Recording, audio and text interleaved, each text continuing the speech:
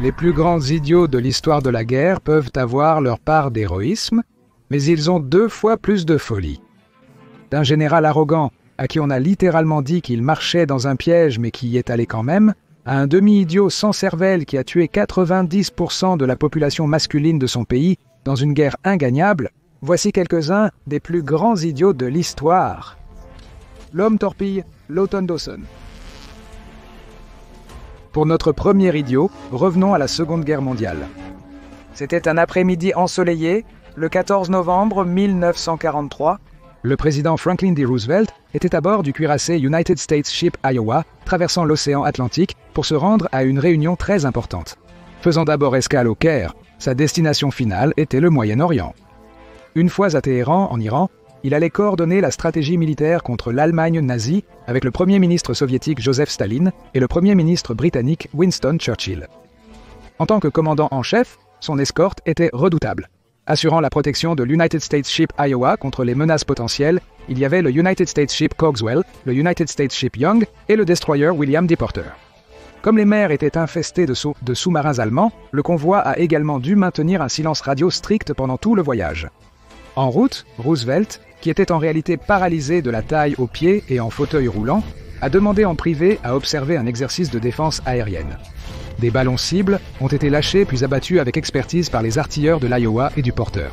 En fait, cela s'est si bien passé que le lieutenant-commandant Wilfred A. Walter a commandé un exercice de suivi. Cela impliquerait une attaque de torpille, simulée sur le navire du président. Le mot-clé ici est « simulé ». Lors de ce type d'exercice, l'amorce de la torpille est censée être retirée pour qu'elle ne sorte pas du tube et ne devienne pas active. Visant directement le United States Ship Iowa, les 2 premières torpilles sont restées en place comme prévu. Tout semblait se passer sans accroc, puis le torpilleur Lawton Dawson est entré en scène. Il avait été chargé de charger la 3e et dernière torpille. Vous pouvez donc imaginer l'horreur sur son visage lorsque la torpille a jailli de la chambre de chargement en direction du navire transportant le leader du monde libre. Il avait oublié d'enlever cette maudite amorce. La panique a envahi le pont. Ils avaient peu de temps pour avertir l'Iowa du danger imminent, mais ils ne pouvaient pas briser le silence radio. Au début, le commandant Walter a utilisé une lampe de signalisation pour faire passer le message, mais il a mal communiqué, que la torpille venait du mauvais côté. Ensuite, il a envoyé un autre message erroné informant l'Iowa que le porteur faisait marche arrière. À ce stade, suffisamment de précieuses secondes avaient été gaspillées, alors le capitaine a saisi une radio et a crié « Viens à droite, viens fort à droite !» Alors que les explosifs foncèrent vers lui, le président Roosevelt est resté remarquablement calme. Ayant entendu la nouvelle, il avait immédiatement demandé à un agent du service secret de l'emmener sur le pont pour mieux voir. En revanche, son entourage était supposément beaucoup moins détendu. Craignant une tentative d'assassinat, il se murmurait que chaque canon de l'Iowa était pointé vers le William Porter, bien que cela ne puisse pas être confirmé à 100%. Pendant ce temps, l'agent du secret service suivait plutôt inutilement la torpille avec son pistolet, ne sachant pas vraiment ce qu'il espérait accomplir ici. Lorsqu'ils ont reçu la transmission radio, il était en fait trop tard pour que l'Iowa puisse manœuvrer. Mais heureusement, la torpille a dévié et a explosé à environ 3 milliards à l'arrière de l'United States Ship Iowa. En conséquence, le torpilleur Dawson a été arrêté, devenant l'objet d'une enquête aux Bermudes avant d'être transféré pour faire face à une cour martiale générale. Au final, il a écopé de 14 ans de travaux forcés. Cependant, le président Roosevelt est intervenu et a libéré le marin maladroit, car c'était un accident. Le général Luigi Cardona. Nous les avons tous vus. Depuis le début des temps, ces enfants légèrement gâtés et peu brillants des riches, célèbres et réussis qui se sont vus confier des emplois pour lesquels ils ne sont tout simplement pas très doués. En terminologie moderne, nous nous référons à cette race spéciale de durs à cuire comme les fils à papa, ce qui nous amène au général Luigi Cardona. Le père de ce célèbre commandant italien de la Première Guerre mondiale était le célèbre comte Raffaele Cardona. Au milieu du XIXe siècle, il a joué un rôle instrumental dans l'unification de l'Italie suite à sa capture réussie de Rome en 1870. Sans surprise, son fils a suivi ses pas, mais avec un hic. Luigi Cardona était un bouffon sans talent. En utilisant ses relations politiques avec le roi d'Italie, Victor Emmanuel III, il a été nommé chef d'état-major de l'armée italienne, combattant pendant la Première Guerre mondiale. L'Italie est entrée dans le conflit en 1915 avec l'une des plus petites armées majeures, ne comptant qu'environ 875 000 hommes et 180 pièces d'artillerie. Pour donner une perspective, au début de la Grande Guerre, l'armée française dépassait légèrement 2,5 millions de soldats. Alors, que faisait Luigi Cardona avec sa faible force? Il a poursuivi le rythme opérationnel le plus élevé possible. Entre mai 1915 et octobre 1917, les Français ont lancé ou soutenu 5 grandes opérations militaires. Durant la même période, les Italiens ont mené un total de 11 grandes opérations. Oui, vous avez bien entendu, 11. Et la plupart d'entre elles ont échoué lamentablement. Vous voyez, la politique de Cardona était d'être toujours à l'offensive, même s'il y avait très peu de chances de gagner.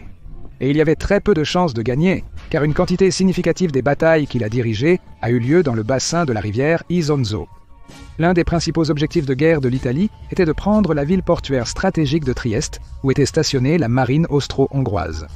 Cependant, dans sa sagesse infinie, cet imbécile italien a choisi le pire itinéraire possible pour y arriver. Le bassin de la rivière Isonzo non seulement borde les Alpes infranchissables à l'est, mais contient une rivière gênante qui perturbe le champ de bataille. De plus, le terrain est extrêmement rocheux, ce qui rend les frappes d'artillerie et autres armes à fragmentation encore plus mortelles. Il est presque impossible de creuser une tranchée dans la roche. Certains disent que la folie, c'est refaire la même chose en espérant un résultat différent. Mais cela pourrait tout aussi bien fonctionner pour la stupidité. Les montagnes rendirent les évasions sur le champ de bataille quasiment impossibles. En fait, Luigi Cardona a lancé la même offensive désespérée 11 fois de suite. Il n'a obtenu des taux de perte favorables que 2 fois. Et quand il a inévitablement échoué, cet ignorant Italien a blâmé ses propres hommes plutôt que ses propres mauvaises décisions tactiques. Croyant que la discipline et le moral étaient tout ce qui était nécessaire pour la victoire, il a condamné un énorme 3,6% de toute son armée pour des accusations disciplinaires ou de lâcheté. L'ironie était cependant que Cadorna lui-même était un énorme lâche. Sa dernière catastrophe a été la bataille de Caporetto en 1917. Pendant plus de 2 ans, les forces italiennes n'avaient pas avancé de plus de 20 miles.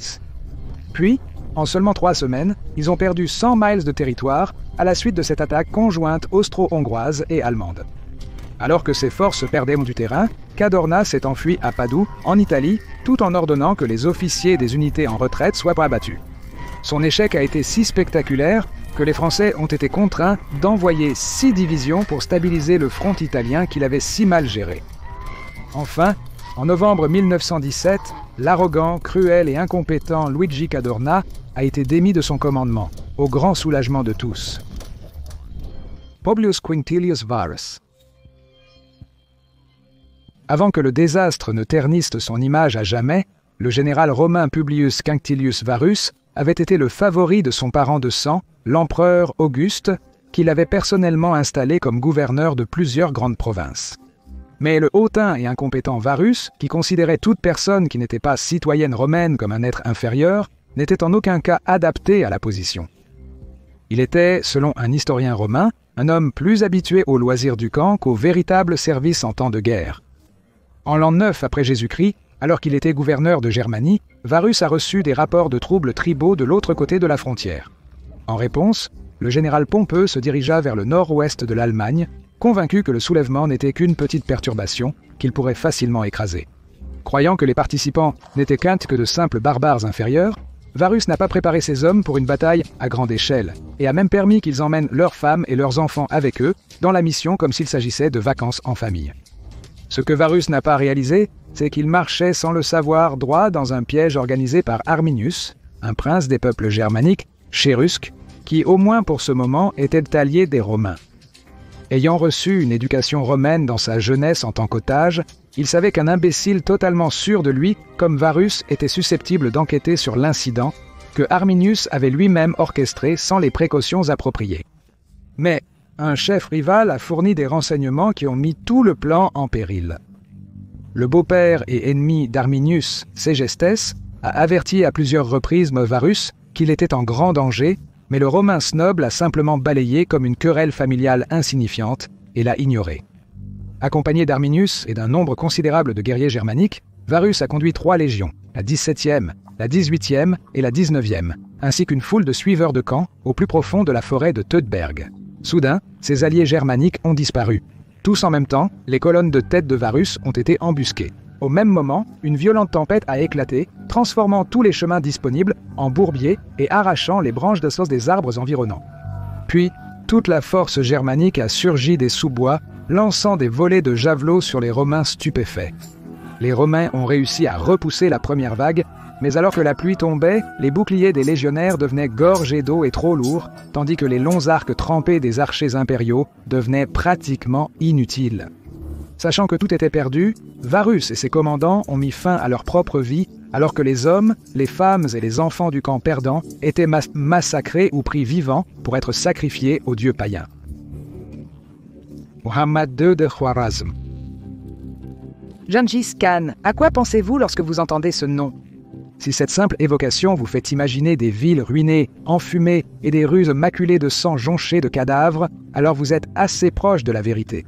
En l'espace de 2 décennies, le seigneur de guerre mongol Gengis Khan a taillé un empire qui s'étendait de la côte pacifique de la Corée jusqu'au rivage de la mer Caspienne. Ses successeurs étendront plus tard cela jusqu'à la Hongrie pour en faire le plus grand empire terrestre de l'histoire, qui était à peu près de la taille de l'Afrique. Dans l'ensemble, on estime que Gengis Khan est responsable de la mort de jusqu'à 40 millions de personnes. Mais il n'était pas qu'un conquérant sanguinaire. Cela peut être difficile à croire, mais beaucoup de ses commandants de terrain les plus fidèles étaient en réalité d'anciens ennemis. Lorsqu'il n'anéantissait pas les civilisations, il établissait en fait des relations commerciales pacifiques avec elles. Avec cela à l'esprit, cela rend les actions de Muhammad II d'autant plus déroutantes. Ce sot à l'esprit obtus était le roi de l'empire khwarezmien, qui occupait de vastes étendues de l'Asie centrale et de la Perse pendant environ 2 siècles depuis l'an 1077. En 1218, Gengis Khan a envoyé une caravane commerciale pour établir des liens avec ce royaume d'Asie centrale. Cependant, soupçonnant qu'ils étaient des espions, un gouverneur local les a tous fait arrêter et exécuter, à part un gars qui est retourné chez le chef mongol et lui a raconté ce qui s'était passé. Gengis Khan était absolument furieux, mais étant l'homme d'État mesuré qu'il pouvait être, il a envoyé une mission diplomatique de suivi à Muhammad pour exiger justice. Ses conditions étaient raisonnables. Son seul désir était l'exécution du gouverneur coupable et un peu d'argent pour régler la situation. C'est à ce moment-là que Muhammad a pris une décision d'une stupidité monumentale.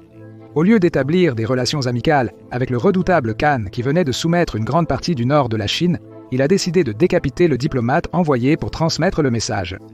Le vieux dicton dit que l'orgueil précède la chute, et dans ce cas, c'était la chute d'une civilisation entière.